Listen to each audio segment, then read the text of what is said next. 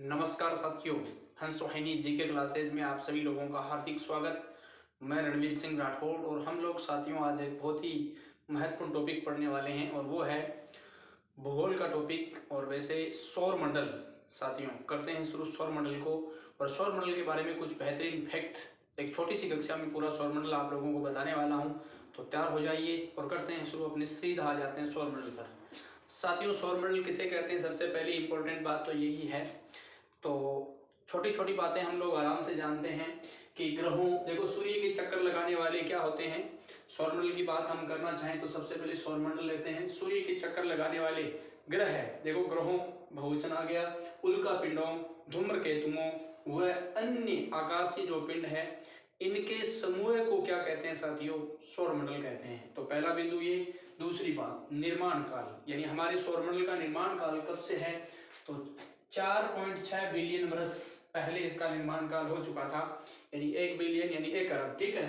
तो 4.6 बिलियन है ना, 4.6 बिलियन वर्ष पहले हमारे सौरमंडल का निर्माण हो चुका था। अब देखिए सौरमंडल का प्रधान कौन है, प्रश्न आता है सीधा, तो सूर्य है। सौरमंडल का प्रधान कौन है, सूर्य है। और कुल ग्रह कितने सौरमंडल में साथियों, 8 है। ध्यान दें पहले कितने थे, 9 ग्रह थे। और 2006 की बात है, 2006 में यम नामक ग्रह को बाहर कर दिया गया, उन्हें बोने ग्रह में शामिल कर लिया गया। तो ध्यान रख लेना, बहुत इंपॉर्टेंट है। ग्रह कितने, 8 हैं। और संपूर्ण ऊर्जा यानी सौरमंडल की सारी ऊर्जा सौरमंडल कहां से प्राप्त होती है, सूर्य से ही प्राप्त होती है। ध्यान रखना, ऊर्जा कहां से प्राप्त होती है, सूर्य से प्राप्त होती है। ऊर्जा का स्रोत क्या है, सूर्य है, ठीक है। अब लीजिए सबसे पहले ऊर्जा का स्रोत सूर्य है, तो सूर्य को ही पढ़ लीजिए। सूर्य अपने अक्ष पर क्या करता है साथियों, यानी कि पूर्व से पश्चिम की ओर घूमता है। ये ध्यान रखना, पूर्व से पश्चिम कैसे, देखो हमें वैसे तो सूर्य हम जो देखते हैं दिन और रात होते हैं सूर्य की वजह से नहीं होते हैं, पृथ्वी की गति की वजह से होते हैं। लेकिन ध्यान रखना है, अरे भैया पूर्व दिशा की ओर सूर्य उदय होता है तो हमारे सामने ऐसे दिखाई देता ना चलता चलता, केवल सोचना है, ठीक है। तो वो हालांकि सूर्य नहीं चलता लेकिन फिर भी, तो पूर्व की तरफ उदय होता है और ज्यादा कहाँ पश्चिम की ओर अस्त हो जाता है। तो ध्यान रखना, याद रखने के लिए पूर्व से पश्चिम की ओर। और गैलेक्सी से दूरी, यानी हमारी जो गैलेक्सी है मिल्की वे से सूर्य की दूरी कितनी है, 30,000 प्रकाश वर्ष है। प्रकाश वर्ष यानी सूर्य की मतलब दूरी ज्ञात करने का मापक आप जानते होंगे, तो ध्यान रख लेना। और चारों ओर यानी गैलेक्सी, सूर्य इस गैलेक्सी के चारों ओर 250 किलोमीटर प्रति सेकंड की रफ्तार से दौड़ता है, प्रति सेकंड, ठीक है। अब है हाइड्रोजन साथियों, देखिए सूर्य के अंदर सबसे ज्यादा जो तत्व है वो कौन सा है, 74% के आसपास, 73 पॉइंट समथिंग है। तो 74 बड़ा सा आंकड़ा पेश किया है। तो ये कौन सा साथियों, सूर्य में सबसे ज्यादा तत्व है हाइड्रोजन है, 2 नंबर पर हीलियम है, और अन्य तत्व भी 1% के आसपास सारे पाए जाते हैं। ध्यान रखना, अब सूर्य ग्रहण के समय दिखाई देने वाला जो भाग होता है वो क्या होता है साथियों, सूर्य किरीट होता है। इसे सूर्य किरीट कहा जाता है। सूर्य ग्रहण के समय जो हमें दिखाई देता है सूर्य किरीट, और इसे ही कहा जाता है साथियों मुकुट किरीट। मुकुट किरीट संस्कृत का शब्द, हिंदी में मुकुट कहते हैं। अब देखिए सबसे पहले बृहस्पति ग्रह लेते हैं हम लोग। क्यों लेते हैं, क्योंकि साथियों बृहस्पति सबसे बड़ा ग्रह है और इसे पीला ग्रह भी कहा जाता है, पीला ग्रह है। और सबसे इंपॉर्टेंट बात यह है कि सर्वाधिक द्रव्यमान किस ग्रह का है, बृहस्पति का। और सबसे ज्यादा गुरुत्वाकर्षण, एक चीज और लिख लेना, सर्वाधिक गुरुत्वाकर्षण जो बल है वो भी किसका है साथियों, बृहस्पति का। ये सर्वाधिक गुरुत्वाकर्षण बल लिख लेना, वो भी किसका है, बृहस्पति का है। और उपग्रह में 2 नंबर पर, यानी कि ध्यान रखना सबसे ज्यादा उपग्रह किस ग्रह के, एक नई चीज चेंज हुई है, पहले हम सबसे ज्यादा उपग्रह पढ़ते थे शनि के, लेकिन अब ध्यान रखना, हाँ सॉरी, सब पहले हम सबसे ज्यादा उपग्रह पढ़ते थे बृहस्पति के। किसके पढ़ते थे, बृहस्पति के, है ना, 79। लेकिन अब ध्यान रखना उपग्रह में बृहस्पति 2 नंबर पर आ गया है, तो 1 नंबर पर कौन आ गया, शनि आ गया साथियों, ठीक है। 1 नंबर पर कौन आ गया, शनि, जिसके 82 उपग्रह है, ठीक है। तो अभी बात करेंगे तो उपग्रह में 2 नंबर पर। और सौर मंडल का सबसे बड़ा उपग्रह कौन सा है, गैनीमेड। कौन सा है, गैनीमेड, इसको याद रख लेना। और शनि की बात कर रहे हैं, शनि दूसरा सबसे बड़ा क्या है, ग्रह है सौरमंडल का। वलित या डिजाइनदार ग्रह भी कहा जाता है इसे, क्योंकि वल्य है इसमें। और सर्वाधिक उपग्रह कितने, 82 उपग्रह, सबसे ज्यादा उपग्रह कहां पर है, यानी कि शनि के हैं। और दूसरे यानी 2 नंबर पर आ जाता है साथियों बृहस्पति, पहले ही 1 नंबर पर था। अरुण की चर्चा करेंगे। एक चीज याद रखना, सबसे बड़ा उपग्रह ये इसका सबसे बड़ा है। वैसे सौरमंडल का सबसे बड़ा उपग्रह तो गैनीमेड है, और शनि का सबसे बड़ा उपग्रह का नाम टाइटन है। और ये भी ध्यान रखना, सर्वाधिक घनत्व वाला अगर आपसे कोई पूछ ले कि ग्रह कौन सा है तो वो है शनि। सर्वाधिक घनत्व वाला, सर्वाधिक गुरुत्वाकर्षण और सर्वाधिक द्रव्यमान वाला कौन सा है? बृहस्पति है। अरुण तीसरा बड़ा ग्रह है साथियों, ध्यान रखना है, इसे लेटा हुआ ग्रह कहते हैं। अरुण को क्या कहते हैं? लेटा हुआ ग्रह कहते हैं। और मीथेन की अधिक मात्रा होने के कारण इसका रंग भी हरा है, वरुण का रंग भी हरा है। लेकिन यहाँ सबसे इंपॉर्टेंट चीज है, वरुण सबसे क्या है साथियों? ठंडा ग्रह है, सूर्य से सबसे दूर है। तो ये ध्यान रखना, सूर्य से सबसे दूर है, इस कारण वरुण सबसे क्या है? ठंडा ग्रह है। तो बहुत इंपॉर्टेंट बात। अब ले लीजिए किसको? शुक्र को। शुक्र पृथ्वी के सबसे निकट है, पृथ्वी के ना सबसे निकट, ये सूर्य की बात हो रही थी यहाँ पर, ठीक है, ये ध्यान रखना। सूर्य के सबसे दूर ग्रह है वो कौन सा है साथियों? वरुण है। तो सूर्य के सबसे निकट ग्रह जो कौन सा है? बुध है। लेकिन अभी आप शुक्र की ओर बढ़िए। पृथ्वी के सबसे निकट क्या है भाई? जो ग्रह है वो है शुक्र ग्रह। कौन सा है? शुक्र ग्रह है। और चमकीला भी है और सबसे गर्म भी है। और ये साथियों ध्यान रख लेना, सांझ या भोर का तारा इस ग्रह को ही कहा जाता है, ये भी ध्यान रखना। और उपग्रह इस ग्रह के नहीं है, कोई उपग्रह नहीं है। और सबसे इंपॉर्टेंट बात, पृथ्वी की बहिन कहा जाता है। क्यों? क्योंकि इसकी आकृति पृथ्वी के समान है, घनत्व, आकार और व्यास लगभग पृथ्वी के क्या समान ही है, इस कारण इसे पृथ्वी की भगिनी संस्कृत में और हिंदी में बहिन कहा जाता है। तो ध्यान रखना। तो यहाँ तक की कंप्लीट बात हुई। अब ले लीजिए बुध को। बुध की बात करोगे, जैसे सूर्य के सबसे निकट ग्रह कौन सा है? बुध।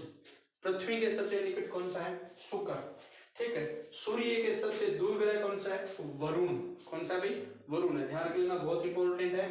अब देखिए, बुध सूर्य के सबसे निकट है, उपग्रह नहीं, इसका कोई उपग्रह नहीं है, सबसे छोटा है, सबसे क्या है? छोटा ग्रह है ये। और तापांतर यहाँ पर सर्वाधिक है, तापमान, यानी यहाँ पर क्या होता है?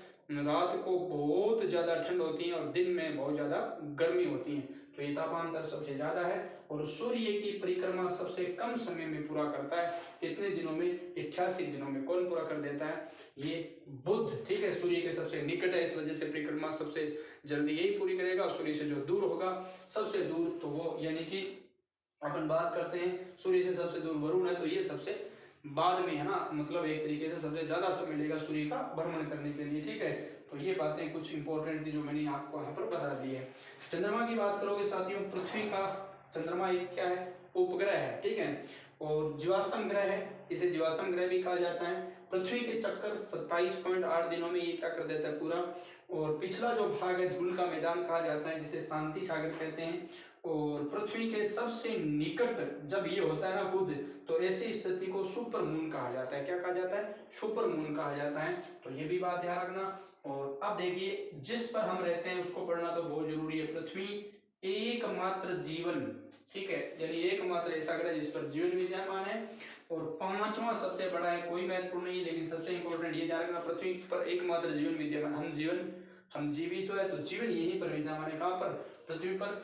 दैनिक गति, घूर्णन गति, बहुत इंपॉर्टेंट है, पूछा जाता है कि दैनिक गति और घूर्णन गति की दिशा क्या है? तो दिशा तो होती है पश्चिम से पूर्व की ओर। जिससे पश्चिम से पूर्व की ओर पृथ्वी की दैनिक गति है ना। अगर अपन बात करें घूर्णन गति कैसे करता है, ये पश्चिम से पूर्व की ओर करता है, यानी सूर्य पूर्व से पश्चिम की ओर, ये विपरीत जाएगी, तो ये पश्चिम से पूर्व की ओर, ये बात ध्यान रखना। और किस स्पीड से करता है? 1610 किलोमीटर प्रति घंटे की स्पीड से। और एक चीज और याद कर लेना, 23 घंटे 56 मिनट 4 सेकंड में ये अपना एक चक्कर क्या कर देता है? पूरा कर देता है। तो पूरा कर देती है पृथ्वी 23 घंटे 56 मिनट और 4 सेकंड में चक्कर पूरा। परिभ्रमण 365 दिन, ठीक है, परिभ्रमण 365 दिन, 5 घंटे 48 मिनट में और साथ में 46 सेकंड, इतने समय में ये परिभ्रमण कर देती है। अब दो इंपॉर्टेंट चीजें मैं आपको यहाँ पर बता देता हूँ। एक तो साथियों लीप वर्ष 366 दिनों का होता है। फरवरी माह जब 28 से बढ़कर कब हो जाती है? 28 की जगह 29 की हो जाती है फरवरी, तब लीप वर्ष होता है, आप जानते होंगे। इसे नीला ग्रह कहा जाता है, जल की मात्रा अधिक, नीला ग्रह। एकमात्र उपग्रह है इसका, जिसका नाम क्या है? चंद्रमा है, और जिसके बारे में हम यहाँ पढ़ चुके हैं। अब यहाँ पर एक इंपॉर्टेंट चीज है साथियों, घूर्णन गति। देखो, दैनिक गति, घूर्णन गति, एक है परिभ्रमण गति या इसे वार्षिक गति भी कहते हैं। ठीक है, तो जैसे कि अब ये पृथ्वी है, ठीक है, पृथ्वी जब अपने अक्ष या धुरी पर घूम रही होती है, अपनी जगह घूम रही होती है, तो इसे कहते हैं साथियों क्या? दैनिक गति। या इसे घूर्णन गति। इसका परिणाम क्या होता है? इसका परिणाम होता है दिन रात। दिन रात इसी से बनते हैं, दिन और रात इसी से बनते हैं, ध्यान रखना। और जब पृथ्वी यानी एक जगह घूम रही है तो दिन रात बनते हैं, ठीक है, दिन रात, ठीक है, सूर्य के सामने आती है दिन रात। ओके, समझ में आ गया? सूर्य तो घूमता नहीं है, पृथ्वी घूम रही है उसके चारों तरफ, तो ये ध्यान रखना। तो अपनी जगह घूमती है तो भी वो अपना भाग एक साइड दे देती है, इस वजह से रात और दिन होते रहते हैं। और जब ये सूर्य है और ये सूर्य के चारों ओर घूमना शुरू कर दे, कब? सूर्य के चारों ओर घूमना, देखो घूम रही है, यहाँ से यहाँ गई, यहाँ से यहाँ, यहाँ से यहाँ से, ये पूरी गति है ना, ये पूरी गति, ये गति इसकी कौन सी गति है साथियों? वार्षिक गति है, ठीक है। इसे परिभ्रमण कहते हैं, परिभ्रमण कहते हैं, इसे परिभ्रमण कहते हैं। शायद नीचे आपको दिखाई नहीं दे रहा है, लेकिन ये थोड़ा सा समझ लेना, ये चारों तरफ घूमना परिभ्रमण है। और बीच की अगर अपन लोग बात करें तो बीच में सूर्य ये जो अपनी जगह घूमती है उसे कहते हैं, क्या कहते हैं? घूर्णन कहते हैं। तो घूर्णन का परिणाम तो क्या है? यानी दिन रात है। और परिभ्रमण का परिणाम क्या है? ऋतुएं हैं। क्या है? ऋतुएं। परिभ्रमण का परिणाम क्या है साथियों? ऋतुएं हैं। तो ये बात ध्यान रख लेना। और एक फैक्ट मैंने पहले ही बता दिया कि 2006 में यम बौने ग्रहों की श्रेणी में यम कम हो गया था, यानी कि कितने थे? 9, है ना, 9 से 1 कम कर दिया गया था किसको? यम को। तो यम बौने ग्रहों में चला गया था, ठीक है। और एक चीज यहाँ पर शायद स्क्रीन पर आपको दिखाई नहीं दे रही, लेकिन इंपॉर्टेंट चीज है, आंतरिक और बाह्य ग्रह, ऐसा भी प्रश्न आता है। आंतरिक ग्रहों का नाम क्या है?